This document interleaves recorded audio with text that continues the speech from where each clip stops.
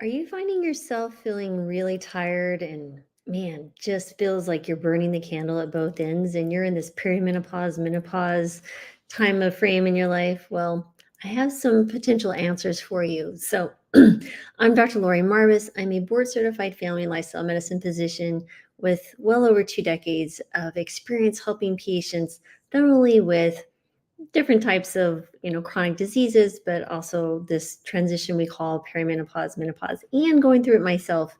I'm really honing in on some of the science. So, some really interesting things around fatigue, right? So, it's such a vague concept to grasp. And honestly, as a physician, it's one of the most, I would say, least favorite complaints that patients would bring in because, again, there's so many things that could be causing it, from very minor things to very serious life-threatening things. So, when you're entering into this menopausal, perimenopausal type of situation, it even compounds the confusion and the complexity of what to do. So, the way I like to focus in is one, what's the cause of it? Two, what can you do? And some really kind of unique things that I'm going to share with you that I've done more recently, I'd say in the last year, that have really helped me with energy because I'm already exercising, I'm already eating really well, doing all the things that you're supposed to be doing.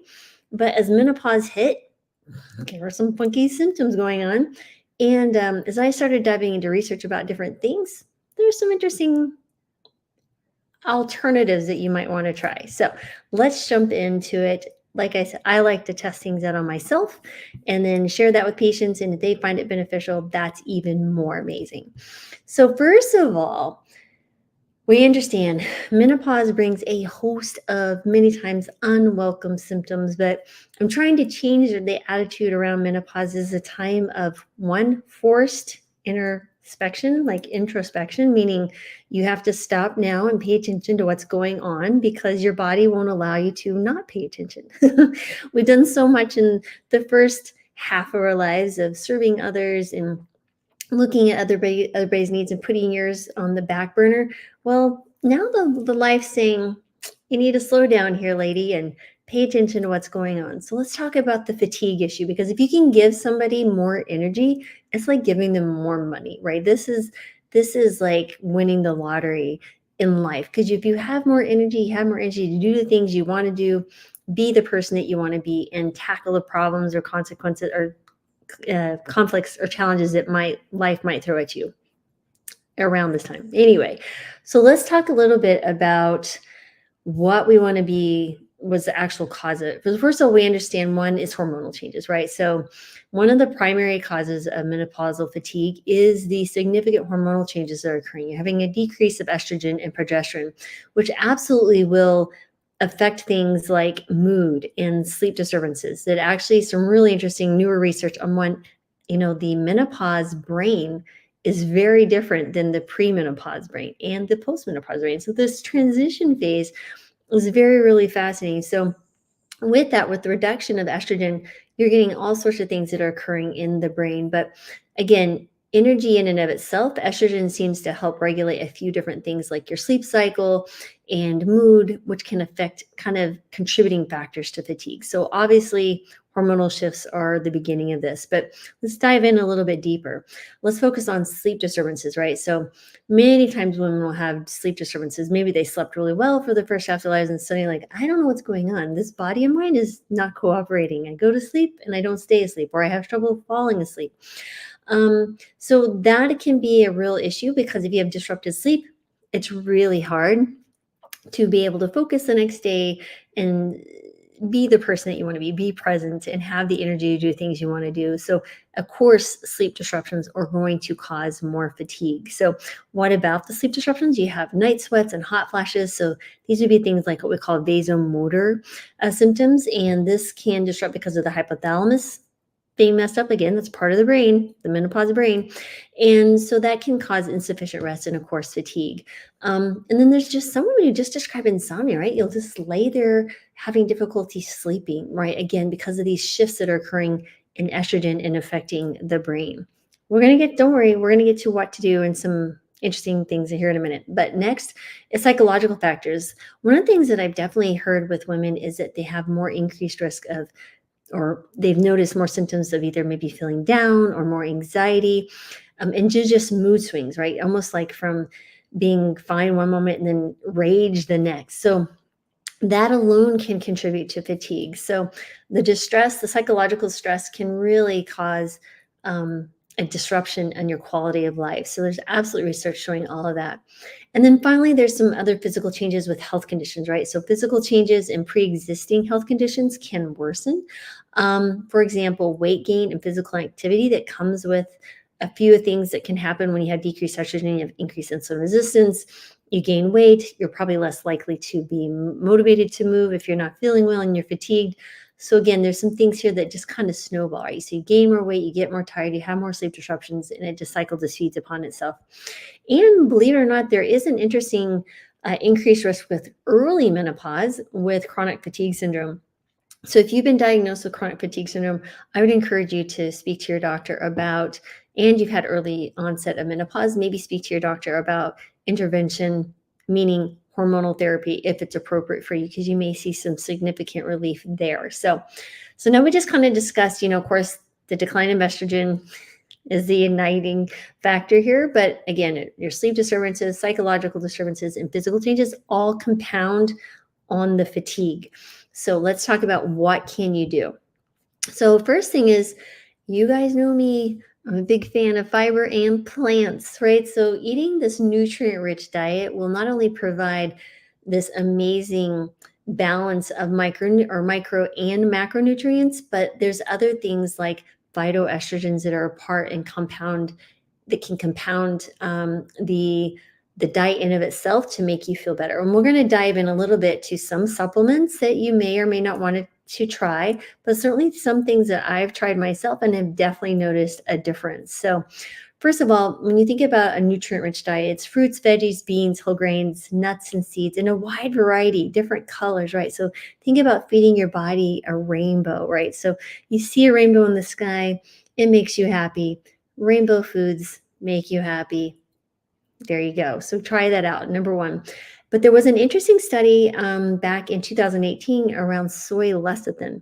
So the study found that high-dose soy lecithin, around 1,200 milligrams per day, significantly increased vigor and reduced actually diastolic blood pressure in middle-aged women complaining of fatigue. So it might be something to think about. Another thing that might be of interest for you is looking at your ferritin levels. So ferritin is the iron storage protein. So if you're below 50 and you've had fatigue or hair loss or restless leg syndrome, you might want to look into not only just checking your iron, but checking ferritin in itself. It's just a simple blood test. And if it's low, below 50, take measures to one, figure out why it's low, especially if you're anemic and you're in this menopausal phase. Are you hemorrhaging a lot during your period? But also you may want to do a stool test to make sure there's no blood in the stool. Are you eating enough iron-rich foods? Again, start looking at other things that could be going on there. Next, of course, always talk about antioxidant-rich foods. These are things such as berries, the nuts, the dark green leafy vegetables. They combat what we call oxidative stress, right? And so that helps improve your energy levels. And yes, a Mediterranean diet is not a plant-based diet, but it's a plant-predominant diet. That has actually been shown to be linked to lower fatigue and overall better health. So number one, start feeding your body better foods and trying to remove those ultra-processed frankenfoods, the foods that pretend to be food, but they're really not. They're just chemicals disguising themselves as food. It's a bad Halloween story. Next is stay active, right? So regular physical activity is absolutely crucial. And I know it seems counterintuitive to exercise when you're fatigued or tired, but studies actually show that physical activity can boost your energy levels and improve sleep quality. Plus, it helps mood. So think about it as sleep drive. So the more you exercise in the day, the more likely you're also going to sleep better, right? Because it's increasing your ability or desire to sleep later in the day. So what type of exercise? I'm a big fan of any exercise. Movement, really interesting research showing hitting that 10,000 step mark and decreasing risk for dementia. So that's maybe a good starting point. But if that's too much for you, just trying to Do more every day, right? So move your body a little bit more than you did the day before, and that will move you in the right direction, literally. So when you think about regular, moderate to vigorous physical activity, was shown in one study in 2015 with higher levels of energy and lower fatigue in postmenopausal women. But even like brisk walking, cycling, yoga, swimming, all of it can make a substantial difference. But I'm a huge fan. Try to get out there, move some weights, resistance training, building your muscle mass. That's your metabolic furnace. It makes you more insulin sensitive. It's good for your bones. Can I keep going? I could, but you guys get the point. Next is mind your sleep. Yes, I already talked about some sleep disturbances. Well, how can we get better sleep? Remember, quality of sleep is fundamental to, honestly, I think, a quality of life, right? So it is just as important as diet and exercise. So if you're not focusing on getting better sleep, you're really missing the mark on how you can decrease and combat your fatigue. So it really, a few simple things that might be helpful is improving your sleep quality, like changing the routine or your environment. So making sure that you're keeping a regular sleep schedule, you're getting early morning light to start the cascade of events that will help you sleep later that night. Creating a restful environment. Is the curtains drawn? Is it cooler? Is it quiet? Do you have maybe some background noise to play if you're having some other issues? Really using some type of maybe guided imagery to rest and meditate and preparing your body for sleep and your mind for sleep. Avoiding caffeine at least 8 hours prior to going to bed. And of course, avoiding the electronics at least an hour before bed as well, because that bright light tells the brain, oh, look, it's still daytime. I guess I need to stay awake. No. Next, there is some interesting research around rhodiola rosea, guys, and I've been using this for about 8 months now. And rhodiola rosea has been suggested to improve energy and boost your mood. Oh my heaven, boost your mood. Bood. There you go, guys. It's slang for boosting your mood. Who knew? Rhodiola rosea is a bood. It's a boosting mood. Anyway, let's try it again. Basically, what it does, it improves your energy because it's a natural selective estrogen receptor modulator. Fancy word for saying that it can do certain things in your body that the estrogen does, but it also competes with your natural estrogens, but doesn't cause maybe the negative impact of certain estrogens. So anyway, I could go into the science about that later. But what I have found, and I'm pretty well focused, like I'm a go get her done type person. My focus has even increased. My energy, my mood, my everything. So I take 2 capsules a day in the morning, and I feel amazing. And this can help men as well. So it might be something to consider. The research behind it is pretty fascinating. Maybe I can do a deeper dive on it, but it's rhodiola rosea. And check it out. It's some good stuff. Next is practicing mindfulness and relaxation techniques, right? So I think 90% of my videos use the word mindfulness somewhere in it. It has changed my life in so many ways. From my mindfulness journey beginning, understanding what it actually was, to how to incorporate it in everyday practice, and then actually just having it just be a part of who I am is so amazing and important, but you have to start, right? So one thing that they've shown that practicing mindfulness and meditation, if you choose meditation, is noticing that stress and anxiety decreases dramatically. And we all know that when you're having depression or anxiety, you're absolutely at increased risk for fatigue.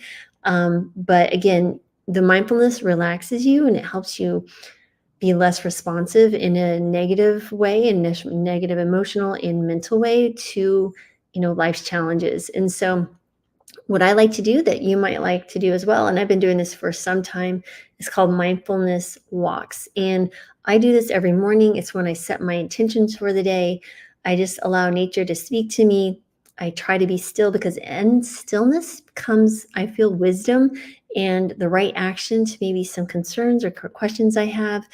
And if you allow yourself the space and the grace to take care of yourself, some amazing things happen, right? So, but you have to build that into your day. And there may be tons of excuses why I don't want to do this, I don't have time to do this. Well, then you're not going to get better. If you keep doing the same thing, you can expect the same outcomes. That's just the way it is, guys. So definitely try, the mindfulness component with the meditation. Next, there are a few interesting herbal and nutritional supplements that you might want to try. I know this goes against the grain of only eat whole food plants. I'm all about that, of course, but on occasion, there's some interesting science showing, like, for example, algae omega-3s are great for anti-inflammatory. You definitely need your B12, vitamin D, and such. For certain times, other things might be helpful, but you might want to try something like herbal treatments like hops. Yes, I said hops. They contain these estrogen-like compounds, which I've talked about before, which kind of shows some interesting promises in a study in 2016 that help improve sleep and mood disturbances in menopause. Now, I haven't tried these myself, but it might be something that you might find useful. But I've certainly been investigating around the soy lecithin piece and the rhodiola rosea. So those are the two that I found to be very helpful in my own. Again, I'm always trying like berberine and tried I take turmeric and ginger and all of those different things. Again, there's just some really cool components of natural herbs and spices and teas and different things that might be very, very beneficial. Hibiscus lowers blood pressure. Amla, Indian gooseberry, helps lower cholesterol, improve blood sugar. So again, these come from foods. Some are a little bit more concentrated source. You also want to be very mindful and careful. You don't need to take too much. That's where the guidance of someone who's knowledgeable in that particular area might be helpful for you. So all right. So, of course, I'm all about education. That is actually one of the 5 steps of my framework that I utilize with patients to help them understand how to move forward in their health. So, if you'd like to learn more about how you can actually improve your metabolism and help you lose weight, I have a free masterclass. The link is below. It's called the 5 Steps to Master Metabolism and Lose Weight. Feel free to click on it. I'd love to see you there. And please comment below, subscribe to the channel, share this video if you think it'd be helpful for someone. But I am so excited that you're here. And again, always sending gratitude and thankfulness. I really appreciate your time. And I hope that you know that I truly mean that. So sending you love, joy, peace, and healing above all else. Because again, we all need more of that in our world today. So I'll be back next time. And thanks for watching. Bye, guys.